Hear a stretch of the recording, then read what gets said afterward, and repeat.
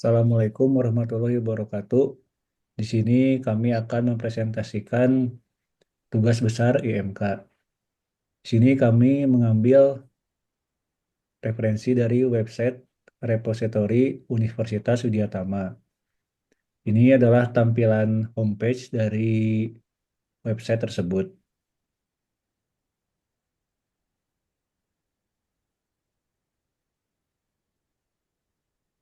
Kemudian kami sudah membuat sebuah rangkuman terkait revisi yang akan kami jabarkan.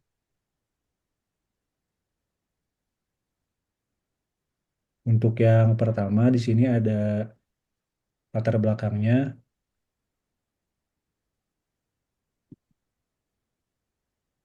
Website repositori universitas berfungsi sebagai pusat penyimpanan, pelestarian, dan distribusi materi digital, termasuk karya ilmiah dosen dan mahasiswa.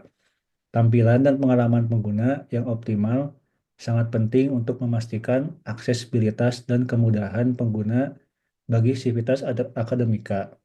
Setelah meninjau website repositori Universitas Widyatama, ditemukan beberapa area yang memerlukan perbaikan berdasarkan hal yang telah dipelajari di mata kuliah IMK. Tujuan penelitiannya yang pertama, menganalisis kekurangan pada tampilan dan pengalaman pengguna atau UX dari website repository saat ini. Kemudian, mengusulkan desain tampilan baru yang lebih intuitif dan responsif sesuai dengan hasil analisis. Yang ketiga, melakukan pengujian usability untuk menilai efektivitas desain yang diusulkan berdasarkan 14 step yang telah dijelaskan. Di sini ada hasil analisis dan desain mockup. Yang pertama, dari halaman utama, website repositori Universitas Widyatama menggunakan platform Dispace untuk mengelola koleksi digitalnya. Halaman utama menampilkan menu navigasi untuk berbagai komunitas dan koleksi, statistik, login, bahasa, serta fitur pencarian. Namun, desain tampilan terlihat kurang modern dan menarik. Bahkan, beberapa elemen UI tidak berfungsi.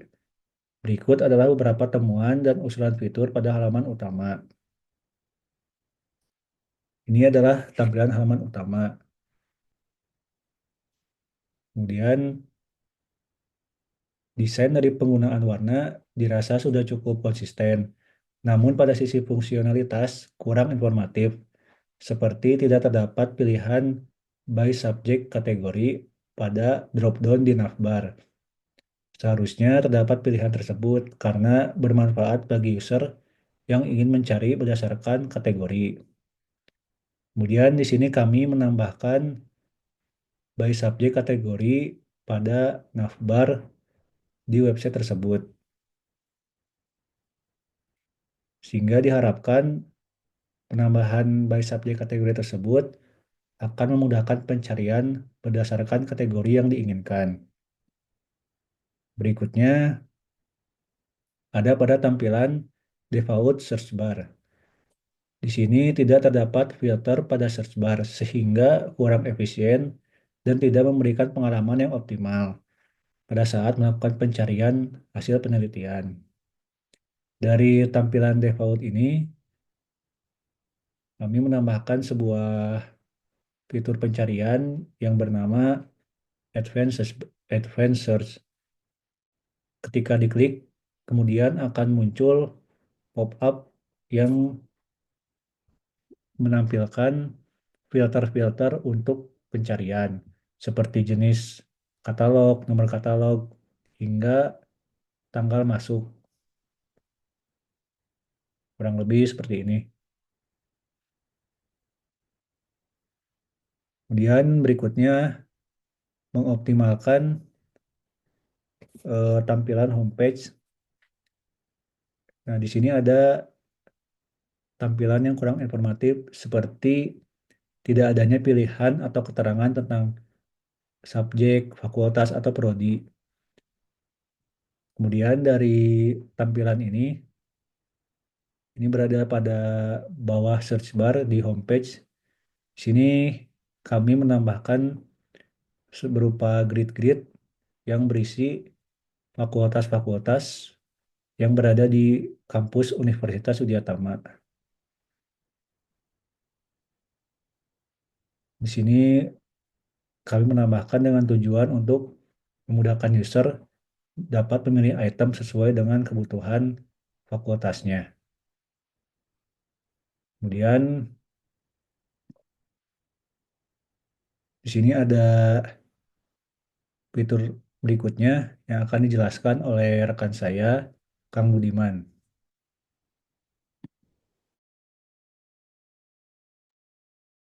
Baik, terima kasih sebelumnya.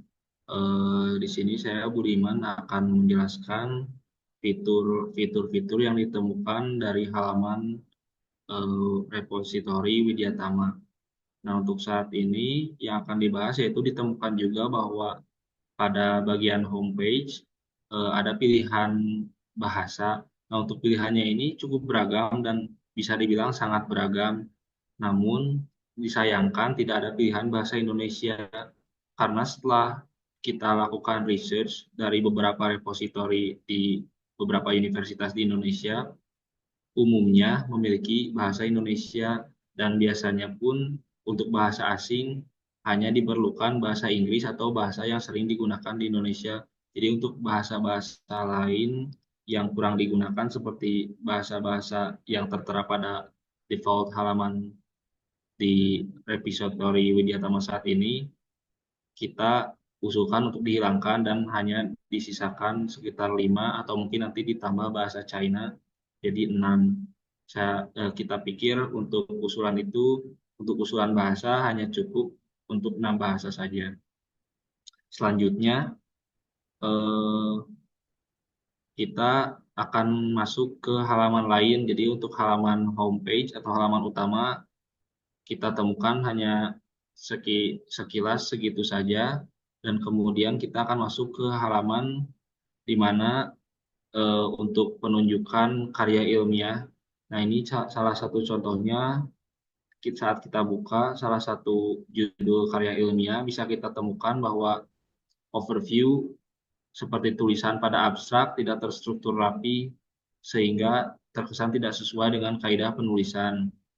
Nah, kami sarankan untuk memperbaikinya untuk mockupnya kurang lebih seperti ini. Maka setelah diperbaiki, overview dari suatu judul karya ilmiah akan terlihat lebih rapi dan terkesan lebih formal dan sesuai dengan kaidah penulisan. Kemudian dilanjut masih pada sebenarnya ini untuk fitur ini ada di homepage maupun di beberapa di beberapa halaman lain, yaitu penambahan fitur chatbot yang berfungsi untuk bantuan bagi user untuk memerlukan informasi lebih lanjut terkait karya tulis atau navigasi website. Nah, untuk chatbotnya sendiri, mockupnya kurang lebih seperti ini. Eh, Hal ini kita usulkan karena setelah kita research dari beberapa repositori, mereka memiliki chatbot yang dapat berfungsi sehingga dapat membantu user dalam mencari karya ilmiah atau mencari jawaban ketika diperlukan. Kesimpulannya, untuk fokus pada pengguna, pertama identifikasi kebutuhan pengguna, Sivitas Akademia Universitas Widyatama, mahasiswa, dosen, dan staf merupakan pengguna utama dari website ini dan fokus diarahkan untuk kemudahan akses dan pencarian data ilmiah yang relevan. Kemudian aksesibilitas yang optimal, memastikan semua fitur seperti pencarian, katalog, dan navigasi tersedia dan mudah digunakan, termasuk untuk pengguna dengan keterbatasan teknologi. Kemudian yang terakhir personalisasi, menyediakan pilihan untuk menyesuaikan tampilan seperti mode gelap atau terang dan pengaturan bahasa untuk meningkatkan kenyamanan pengguna. Untuk selanjutnya mungkin akan dilanjutkan oleh rekan saya, Kang Aulia. Ya, terima kasih Kang Budi atas penyampaiannya. Selanjutnya, saya akan membacakan tentang pemahaman fungsinya ya. Selanjutnya pada pemahaman fungsi, fungsi utama website repository ini di mana platform ini digunakan untuk penyimpanan dan pelestarian karya ilmiah. Website ini harus mendukung pengolahan koleksi digital. Selanjutnya pada fitur untuk mendukung fungsi, ditambahkannya informasi kategori koleksi, tahun publikasi, fakultas prodi, serta metadata lainnya yang relevan. Dan juga ini membantu dalam mengelola materi dengan baik. Nah, pada efisiensi kerja akademik, di mana desain harus membantu sivitas akademik untuk mendapatkan data lebih cepat dan lebih mudah, dan juga mendukung aktivitas akademik secara keseluruhan. Nah, selanjutnya, prinsip desain antarmuka yang baik, di mana pertama yaitu konsistensi visual, di mana penggunaan warna, font, dan icon harus konsisten di seluruh halaman untuk memberikan kesan profesional dan juga terstruktur. Selanjutnya, kesederhanaan. Hindari elemen dari desain yang terlalu kompleks. Gunakan tata letak sederhana untuk memastikan pengguna dapat fokus pada konten utama. Yang ketiga itu responsif. Pastikan desain antarmuka bekerja dengan baik di berbagai perangkat seperti laptop, tablet, dan juga smartphone. Pada poin navigasi dan menu sistem, peningkatan navbar saat ini kurang informasi, di mana rekomendasi adalah menambahkan kategori seperti fakultas, prodi, jenis koleksi seperti jurnal, skripsi, tesis, dan juga lain-lainnya. Pada navigasi yang jelas, setiap menu harus memiliki deskripsi yang membantu pengguna memahami isinya sebelum mengakses. Pada pencarian cepat, memastikan akses cepat ke fitur pencarian di setiap halaman. Nah, selanjutnya pemilihan tipe window dan kontrol berbasis layar. Penggunaan grid layout. Gunakan tata letak berbasis grid untuk memudahkan pengguna menemukan kategori seperti fakultas, prodi, atau jenis koleksi secara visual. Pada kontrol input yang sesuai, tambahkan juga drop down, radio button, dan juga checklist untuk memilih filter pencarian sehingga lebih praktis digunakan. Pada umpan balik yang efektif, penggunaan real-time feedback, yaitu notifikasi atau highlights pada input yang salah agar pengguna tahu langkah selanjutnya. Dan juga penambahan chatbot berbasis AI. Chatbot membantu memberikan panduan, jawab frequently asked question, atau membantu navigasi saat pengguna kesulitan. Pada internasionalisasi dan aksibilitas, penambahan bahasa lokal seperti bahasa Indonesia ini ditambahkan sebagai opsi bahasa untuk mendukung pengguna lokal. Pada aksesibilitas untuk penyandang disabilitas, di mana website juga harus mendukung seperti teks alternatif pada gambar, navigasi keyboard friendly, dan juga dukungan pembaca layar. Pada poin grafis, icon, dan pemilihan warna yang bermakna, icon sangat-sangat penting ya, di mana gunakan icon yang intuitif, yang dapat memahami, seperti icon folder untuk koleksi, atau icon kaca pembesar untuk pencarian. Dan juga penambahan pemilihan warna juga yang harmonis, seperti penggunaan palet warna profesional, dan pastikan kontras cukup tinggi untuk membantu pengguna dengan gangguan penglihatan. Pada pengorganisasi dan tata letak halaman, tata letak harus informatif ya, informatif, dan itu sangat penting di mana seperti jadwal layanan perpustakaan, frequently asked question, dan kontak teknis harus diletakkan di lokasi strategis seperti footer ataupun di atas sidebar, dan juga bisa juga di navbar. Selanjutnya pada penempatan elemen visual seperti banner, icon, dan menu diletakkan secara teratur untuk menghindari tampilan yang berantakan. Pada eksplorasi informasi, tambahan juga fitur advanced search, pencarian yang memiliki filter seperti tahun publikasi, fakultas prodi, jenis koleksi.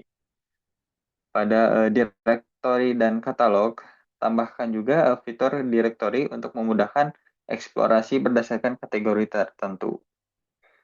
Selanjutnya, pengujian usability, pengujian prototype, sebelum implementasi. Pertama yaitu melakukan pengujian terhadap prototipe desain baru untuk memastikan efektivitas. Pada parameter pengujiannya, fokus pada kemudahan navigasi, kecepatan pencarian, dan juga tingkat kepuasan pengguna. Desain antarmuka, interface design, dilakukan pendekatan modern dan responsif, itu menggunakan framework modern seperti Bootstrap untuk mendukung responsivitas. Dan juga elemen interaktif, di mana penambahan elemen seperti hover effect pada tombol untuk memberikan kesan interaktif.